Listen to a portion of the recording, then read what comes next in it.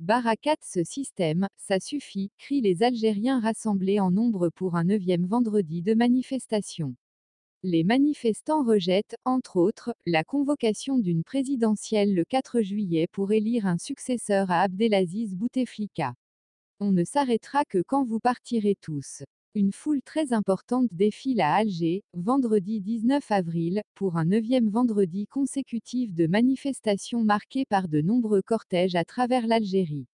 Les contestataires, forts de leurs succès successifs, refusent la transition engagée après la démission du président Abdelaziz Bouteflika.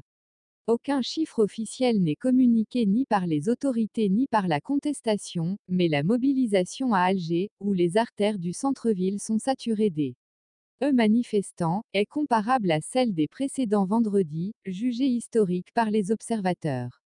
Démission du président du Conseil constitutionnel.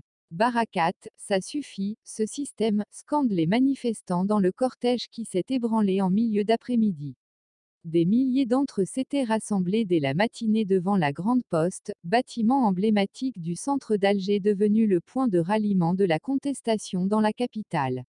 Des foules importantes défilent également à Oran et Annaba, 2e et 4e villes d'Algérie, mais aussi dans des villes de moindre importance comme Bordbou Arréridge, à 150 km au sud-est d'Alger, selon des journalistes locaux.